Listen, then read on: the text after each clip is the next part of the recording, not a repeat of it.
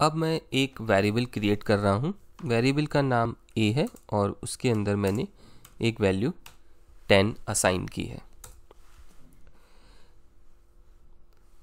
जैसा कि हमने पिछले लेसन में सीखा था कि जब भी हम कोई वेरिएबल को क्रिएट करते हैं तो इसका मतलब ये होता है कि मेमोरी में एक स्पेस क्रिएट हुआ है जिसके अंदर आपने एक वैल्यू 10 स्टोर की है और a वेरिएबल उसको रेफ़र कर रहा है।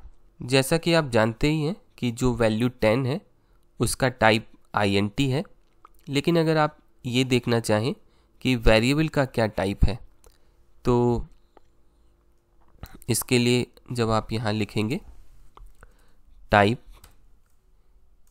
a, तो आपने देखा कि वेरिएबल का टाइप वही होता है जो उसकी वैल्यू का टाइप है। अब मैं एक और दूसरा वेरिएबल क्रिएट करता हूँ b और इसमें मैंने एक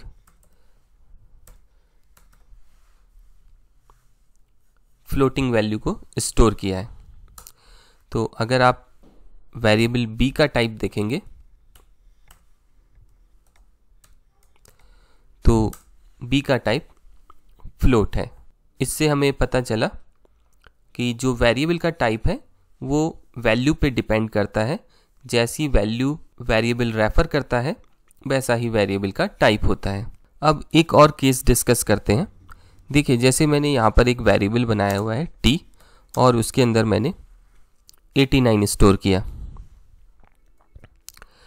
अब अगर आप t को प्रिंट करेंगे तो जैसा कि हम जानते ही हैं कि हमारा आउटपुट 89 आएगा।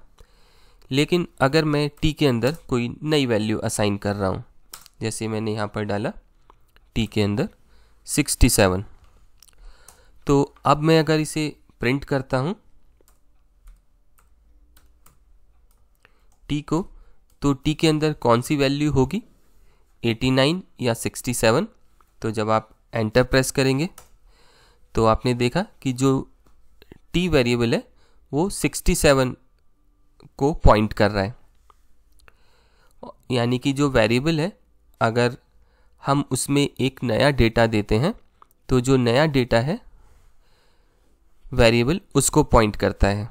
इसको हम ऐसा समझ सकते हैं कि जब आपने वैल्यू t = 89 दी थी तो इसका मतलब ये था कि मेमोरी में 89 वैल्यू स्टोर्ड है और t उसको रेफ़र कर रहा है। फिर इसीलिए जब आपने प्रिंट लिखा तो आपका स्क्रीन पर 89 डिस्प्ले हुआ। अगली बार जब मैंने यही स्टेटमेंट दोबारा लिखा t = 67, तो इसका मतलब ये है कि जो नई वैल्यू 67 है अब t उसको रेफ़र करेगा। क्योंकि वेरिएबल सिर्फ एक ही वैल्यू को रेफ़र कर सकता है तो जो पुरानी वैल्यू थी अब ये उसको रेफ़र नहीं कर रहा है। इसीलिए जब नेक्स्ट टाइम जब हमने प्रिंट लिखा था प्रिंट t, तो उसने 67 शो किया था। अब जैसे t 67 वैल्यू को रेफ़र कर रहा है तो जो ये 89 है इसका क्या होगा। तो इसका कॉन्सेप्ट ये है, पाइथन में अगर कोई भी वैल्यू के पास कोई रेफरेंस नहीं है, यानी कि कोई भी वेरिएबल किसी वैल्यू को पॉइंट नहीं कर रहा है, रेफर नहीं कर रहा है, तो पाइथन के अंदर एक प्रोग्राम होता है जिसे हम लोग गार्बेज कलेक्टर कहते हैं। वो उस मेमोरी लोकेशन को डिलीट कर देता है। तो इस कॉन्सेप्ट को हम गार्बेज कलेक्शन कहते हैं।